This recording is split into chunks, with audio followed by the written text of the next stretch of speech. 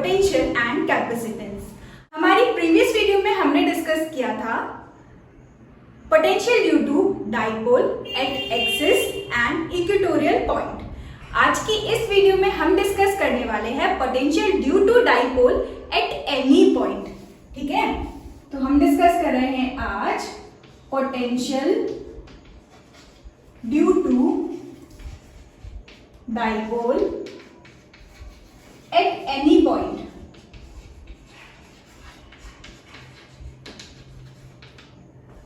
हम कंसीडर कर रहे हैं हमारा डाइपोल। डाइपोल क्या होता है? Arrangement of equal opposite charges kept at some distance. तो यहां पर हम कंसीडर कर रहे हैं हमारा एक डाइपोल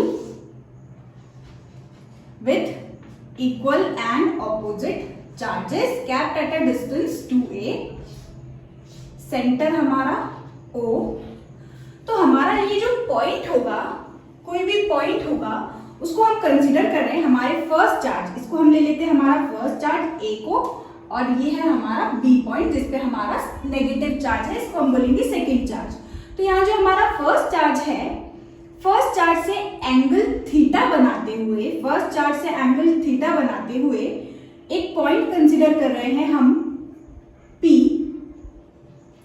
एक पॉइंट कंसीडर कर रहे हैं हम P।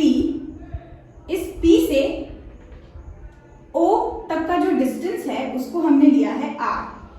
ठीक है, तो ये जो एनी पॉइंट है हमारा, कोई भी पॉइंट है, उसको हम कहां से कंसीडर कर रहे हैं? हमारे डाइपोल के पॉजिटिव चार्ज से थीटा एंगल पर, सेंटर से डिस्टेंस R। तो ये जो है इसको हम ऐसा लिख सकते हैं, थीटा और R, जो कि हमको गिवन होगा। क्लियर है? तो यहां से सेंटर से लेके P पॉइंट तक का डिस्टेंस हमारा क्या हो गया? Small r। और यहां फर्स्ट चार्ज से हमारा एंगल कितना है? थीटा। अब अगर हम बात करें पोटेंशियल निकालना है हमको किस पॉइंट पर? इस P पॉइंट पर पोटेंशियल निकालना है। तो सिंपल जो हमने अभी तक डिस्कस किया है, अगर हमारे पास दो चार्जेस होंगे तो हम उन दोनों चार्जेस का क्या करेंगे? अलग अलग पोटेंशियल निकालेंगे और दोनों को ऐड कर देंगे। यानी कि हम यूज करेंगे हमारा सुपरपोजिशन प्रिंसिपल। हमारा जो सुपरपोजिशन प्रिंसिपल है वो क्या होता है? Net potential due to system of charges is equal to algebraic sum of the potential due to individual charges. तो यहाँ पर हमारा जो V नेट होगा at point P will be equal to potential due to A and potential due to B, due to charge kept at B। Clear है? तो यहां से देखो, अगर हम पोटेंशियल निकाले हमारा VA, हम यहां निकालते हैं पोटेंशियल VA, तो हमारा चार्ज कितना है? Plus Q। फॉर्मूला हमारा क्या होता है? KQ upon R। जब हमने इंफिनिटी पे पोटेंशियल कैसा लिया हो? 0। तो हमारा VA जो है उसके लिए हमारा जो फॉर्मूला है पोटेंशियल का वो क्या होता है? KQ upon R। तो यहां से K चार्ज कितना है? स्मॉल q अपॉन डिस्टेंस कितना है? इस चार्ज से P पॉइंट तक का डिस्टेंस हमें नहीं पता, तो हम इसको कंसीडर कर लेते हैं। ये पॉइंट हमारा क्या है? ये पॉइंट है हमारा R1। सपोज कर लेते हैं पॉइंट हमारा R1 है, तो यहां से आ गया KQ अपॉन R1। सिमिलरली हम फाइंड कर रहे हैं potential at P due to B, तो इसको हम ले लेते हैं VB। Potential at B, potential due to charge kept at B at point P will be equal to KQ upon R। तो यहां से ये डिस्टेंस हम कंसीडर कर लेते हैं। ये हमारा जो डिस्टेंस होगा इसको हम कंसीडर कर लेते हैं R2। ठीक है, ये हो जाएगा हमारा R2। ठीक, सपोज कर लिया हमने, इस डिस्टेंस को R1 ले लिया, इस डिस्टेंस को R2 ले लिया। तो K यहाँ पर चार्ज कितना है? Minus Q। पोटेंशियल को हमेशा हम जो चार्ज रखते हैं, चार्ज को पोटेंशियल में हम हमेशा कैसा रखते हैं? साइन के साथ। तो यहाँ पर पॉजिटिव चार्ज था इसलिए पॉजिटिव, यहाँ नेगेटिव चार्ज था इसलिए negative, upon distance between charge and point कितना है? R2। तो ये हो गया हमारा R2। क्लियर है? बस इसको उठा करके हम यहाँ पर वैल्यू पुट करेंगे। तो VA हमारा क्या है? KQ upon R1 plus minus KQ upon R2। Simple, KQ को निकाला हमने कॉमन, अंदर बच जाएगा 1 upon R1 minus 1 upon R2। KQ को निकाला कॉमन, अंदर बच गया 1 upon R1 minus 1 upon R2। अब जो हमारा सबसे इंपॉर्टेंट और सबसे बड़ा टास्क है to find the value of R1 and R2। तो हम यहाँ पर वैल्यू फाइंड करने वाले हैं किसकी? Value of R1 and R2। तो देखो ये हमारा क्या है R1, यहाँ एंगल हमारा थीटा, ये हमारा R2। क्लियर? तो इसको हम ज्योमेट्री से सॉल्व कर रहे हैं। कैसे? देखो अगर हम इस ट्राइंगल को देखें APO, इस ट्राइंगल को देखें तो ये ट्राइंगल हमारा राइट एंगल ट्राइंगल है क्या? नहीं है। तो हम क्या करेंगे, इस A पॉइंट से इस लाइन पर एक परपेंडिकुलर ड्रॉप करेंगे। तो यहां से परपेंडिकुलर हमने ड्रॉप किया ये, ठीक। अब ये जो ट्राइंगल है हमारा, ये हमारा क्या बन गया? एक राइट एंगल ट्राइंगल। और इसमें ये अगर 90 है तो ये हमारा क्या हो जाएगा? हाइपोटेनियस। यानी कि अगर हमें ये डिस्टेंस पता हो, ये डिस्टेंस पता हो, तो हम R1 की वैल्यू निकाल सकते हैं, राइट? ठीक। ये जो परपेंडिकुलर हमने ड्रॉप किया है इसको हम नाम दे देते हैं M, ठीक है। यहाँ परपेंडिकुलर जो हमने ड्रॉप किया है इसको हमने नाम दे दिया, इस पॉइंट को हमने नाम दे दिया M।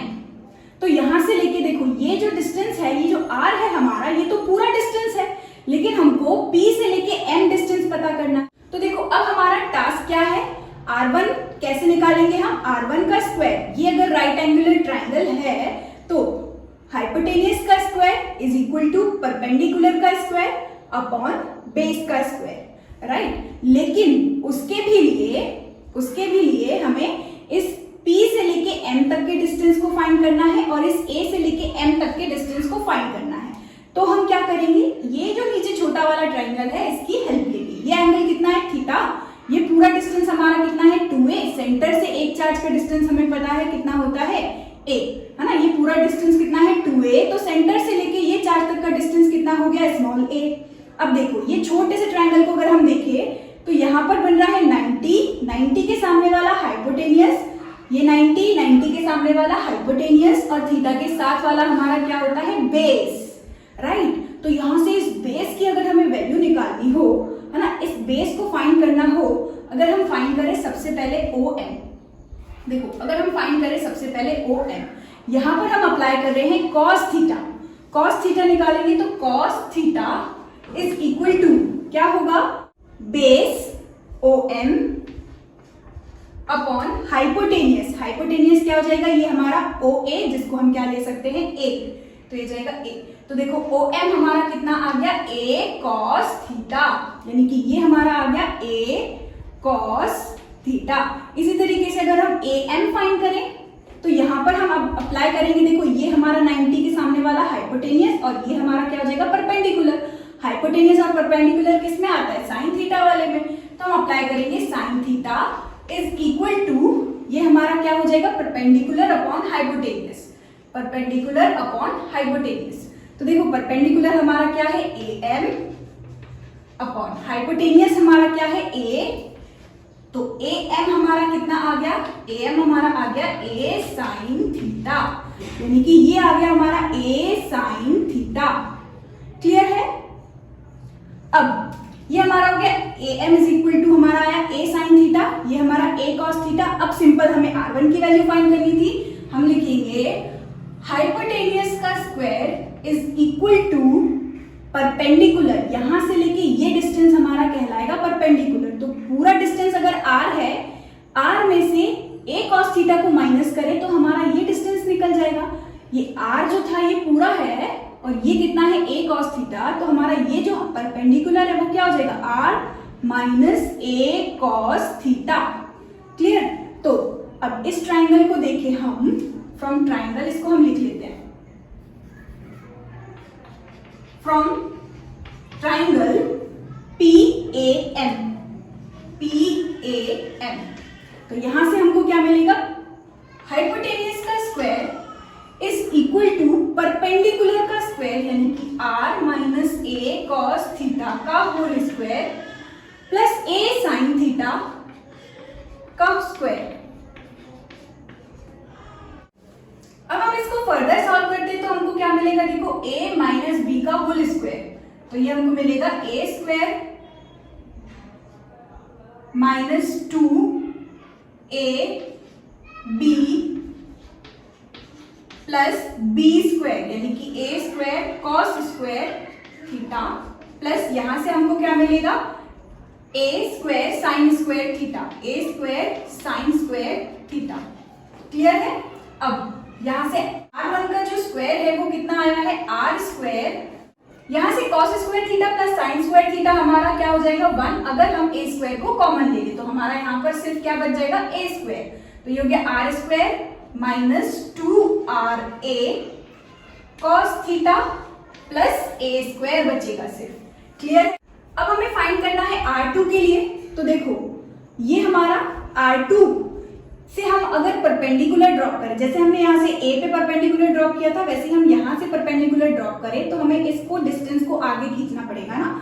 ये वाली जो लाइन होगी इसको हमें क्या करना पड़ेगा, आगे की तरफ एक्सटेंड करना पड़ेगा और तब जाकर के हम यहाँ से ये परपेंडिकुलर ले सकते हैं। तो ये परपेंडिकुलर, अगर ये थीटा है हमारा तो वर्टिकली ऑपोजिट से ये एंगल हमको थीटा मिलेगा, है ना।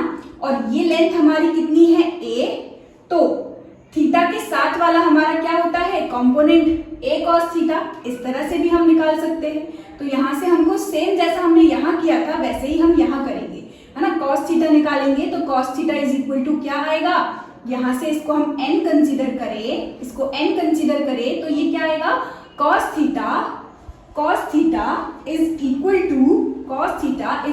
टू on अपॉन a, यानी कि cos theta is equal to base upon hypotenuse. तो बेस कितना है on और हाइपोटेनियस कितना है a। तो इस तरह से हम on की वैल्यू निकालेंगे तो कितना आ जाएगा a cos थीटा, ये हमारा आया a cos थीटा, और ये जो परपेंडिकुलर है ये हमारा आ जाएगा फिर से a sin थीटा। और इस पूरे ट्राइंगल को अगर हम देखें तो फिर से अब ये ट्राइंगल हमारा राइट एंगुलर ट्राइंगल बन चुका और यहाँ से हम r2 की वैल्यू इजीली निकाल सकते हैं। तो हम लिखेंगे फ्रॉम ट्राइंगल PNB, ठीक है। R2 ये हमारा क्या है परपेंडिकुलर, तो इसके सामने वाला ये हमारा हाइपोटेनियस। तो हाइपोटेनियस R2 का square is equal to perpendicular, ये पूरा हो गया ना, ये पूरा। तो यहाँ ये जो R है ये हमारा डिस्टेंस है P से लेके O तक का, और उसके आगे हम चले गए a cos थीटा, यानी कि इस बार हमारा जो परपेंडिकुलर है वो हो गया r plus a cos theta, perpendicular का स्क्वायर प्लस हमारा बेस का स्क्वायर। तो बेस हमारा कितना है a sin थीटा का स्क्वायर होल स्क्वायर। क्लियर? तो फिर से यहां से देखो r square plus 2ra cos theta plus a square cos square theta plus a square sin square theta. तो यहां से फिर से a स्क्वायर को कॉमन ले, cos square theta plus sin square theta हमारा कितना हो जाएगा 1। तो r2 का स्क्वायर इस बार हमको मिलेगा, r square plus 2ra cos theta plus a square. Clear है? आगे अगर हम यहाँ देखें तो यहाँ तो हमें r1 रखना है और r2 रखना है, लेकिन हमारे पास अभी भी क्या है r1 का स्क्वायर और r2 का स्क्वायर। अब हम क्या करते हैं, यहाँ पर लेते हैं केस। ठीक है, हमारा केस क्या है कि ये जो हमारा डिस्टेंस r है वो इस लेंथ ऑफ डाइपोल से इस a के कंपैरिजन में कैसा होता है, बहुत ही ग्रेटर। अगर हम कंसीडर करें कि जो हमारा पॉइंट है वो हमारे डाइपोल से बहुत दूर है ना, यानी कि हमारा जो डिस्टेंस r है वो वेरी वेरी ग्रेटर है एज कंपेयर टू a, है ना। तो इस केस में हम क्या कर सकते हैं, a को नेग्लेक्ट कर सकते हैं। a हमारा कैसा हो जाएगा, बहुत ही ज्यादा छोटा। और अगर हम a स्क्वायर को देखें तो a स्क्वायर तो और भी ज्यादा छोटी वैल्यू हो जाएगी, यानी कि हम a स्क्वायर को क्या कर सकते हैं, निग्लेक्ट। तो यहाँ से हमारी r1 हो जाएगी, तो यहाँ से हमारा r1 का वैल्यू हो जाएगा, r1 का square is equal to r square minus 2ra cos theta. Clear है? हमने क्या कर दिया, a स्क्वायर को नेग्लेक्ट कर दिया। ठीक है, यहाँ पर अगर हम r स्क्वायर और r स्क्वायर का क्या करें, मल्टीप्लाई और डिवाइड करें तो एक r से हमारा एक r कैंसिल हो जाएगा और यहाँ से हम r स्क्वायर को क्या कर सकते हैं, कॉमन निकाल सकते हैं। तो हमने यहाँ से r स्क्वायर को कॉमन निकाला, अंदर कितना बच गया 1 माइनस 2, ये r से एक r कैंसिल हुआ तो यहाँ पर बचेगा सिर्फ एक r और cos थीटा। क्लियर है? यहाँ पर हमने क्या किया, r स्क्वायर का मल्टीप्लाई और डिवाइड किया तो एक r से एक r कैंसिल और आर स्क्वायर को हमने क्या किया, कॉमन निकाला, तो यहाँ बच जाएगा 1 माइनस 2a cos थीटा, और नीचे से बचा हुआ एक r, क्योंकि एक r से क्या हो चुका है, कैंसिल हो चुका है, क्योंकि स्क्वायर हटाया हमने, तो ये लग जाएगा यहाँ पर अंडर रूट, यानी कि हमारी फाइनल वैल्यू r1 की कितनी आई है, इसको रूट के बाहर निकालेंगे तो ये आएगा r 1 minus 2a upon r cos theta. इसी तरीके से हम फाइंड करेंगे वैल्यू r2 के लिए, तो r2 का स्क्वायर भी हमारा क्या हो जाएगा, क्योंकि r जो है वेरी वेरी ग्रेटर है एज कंपेयर टू a, तो a स्क्वायर को भी हम क्या कर सकते हैं, यहाँ पर नेग्लेक्ट कर सकते हैं, तो हमारा r2 का स्क्वायर इज इक्वल टू क्या हो जाएगा, r square plus 2ra cos theta.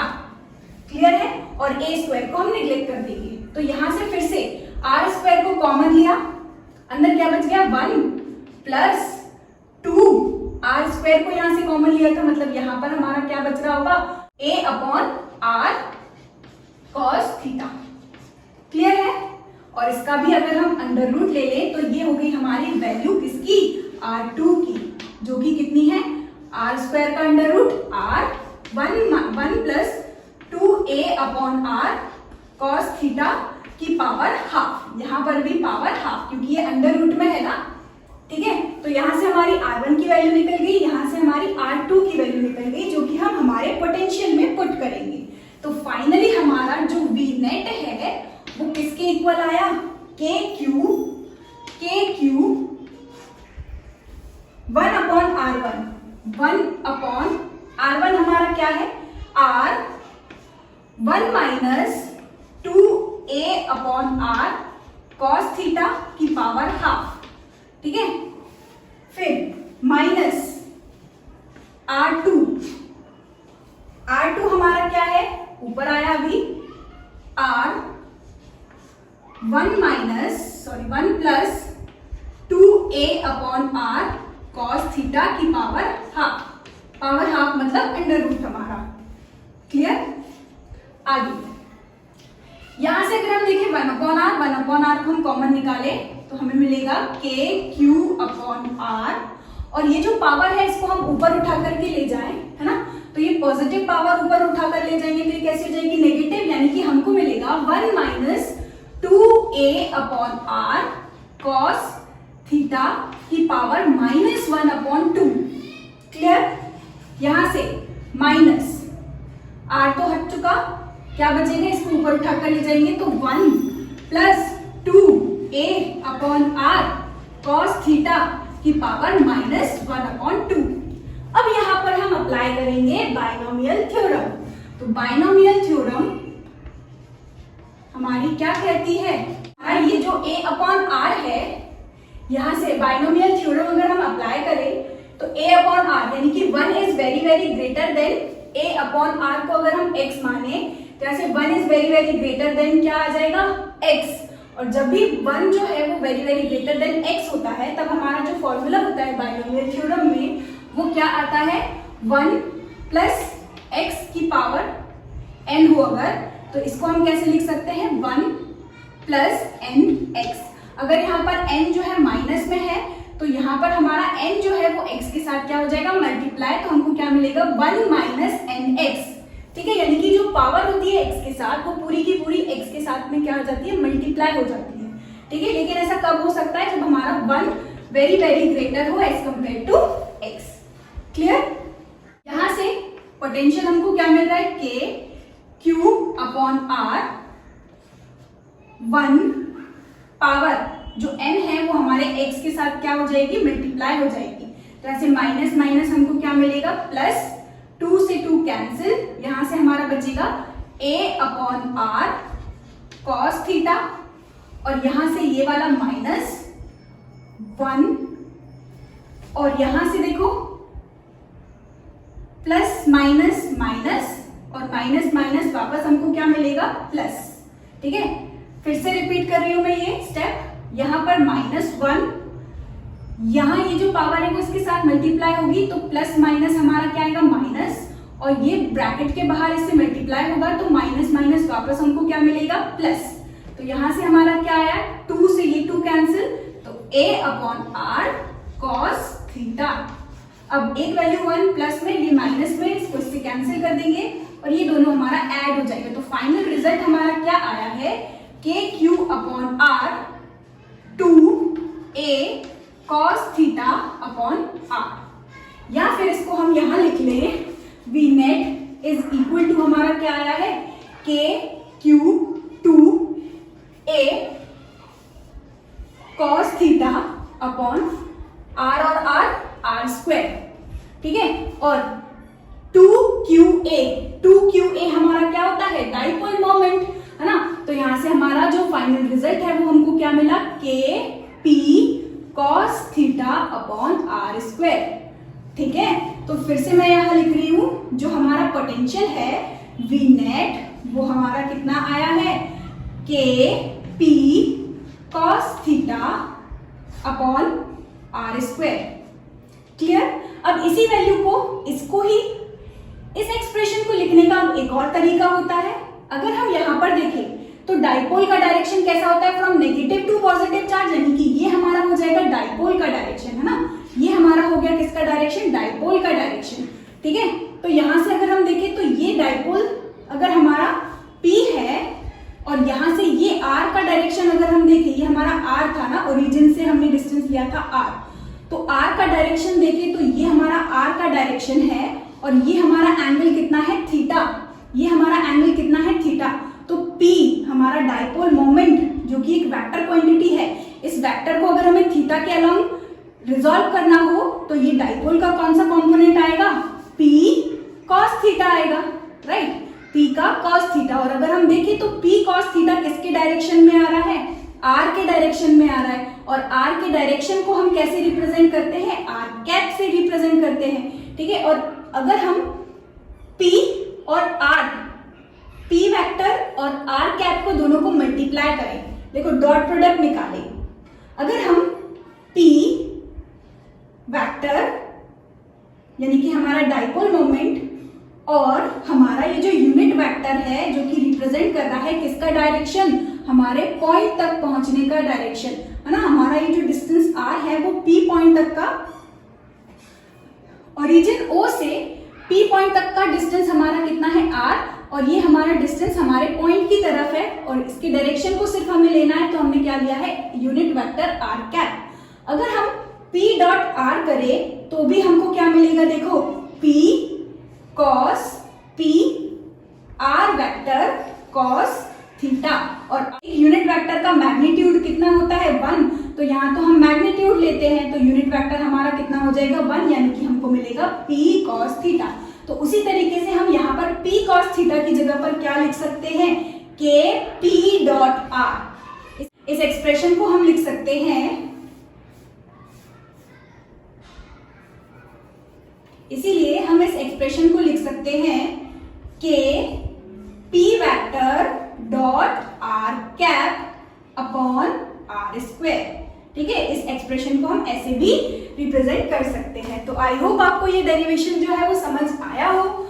हमारा जो नेट पोटेंशियल है वो क्या निकला है, K P cos theta upon R square, यानी कि ये जो है एक्सप्रेशन डिपेंड कर रहा है R पे और थीटा पे और हमारा डाइपोल मोमेंट पे डिपेंड कर रहा है, राइट। तो यहाँ से अगर हम हमारे वही जो हमने प्रीवियस वीडियो में डिस्कस किया, एक्सियल पॉइंट और इक्वेटोरियल पॉइंट की हम बात करें, तो एक्सियल पॉइंट के लिए हमारा जो थीटा है वो कितना हो जाएगा, एक्सियल पॉइंट मतलब कि यहाँ पर इसके एक्सिस पे, तो एक्सिस पे हमारी थीटा की वैल्यू कितनी हो जाएगी, 0, और cos 0 कितना होता है, 1, और एक्सिस पर पोटेंशियल कितना आ रहा था, K P upon R square, जो कि सही भी है। इसी तरीके से अगर हम इक्वेटोरियल पॉइंट ले लें तो ये थीटा की वैल्यू कितनी हो जाएगी, परपेंडिकुलर बाइसेक्टर पे यानी कि इक्वेटोरियल पॉइंट पे थीटा की वैल्यू हो जाएगी 90, और यहाँ पर अगर हम वैल्यू पुट करें तो cos 90 इज इक्वल टू क्या होता है, 0। तो वी नेट हमारा नेट पोटेंशियल इक्वेटोरियल पॉइंट पर कैसा मिला, 0, यानी कि बिल्कुल करेक्ट एक्सप्रेशन हमारा आया है।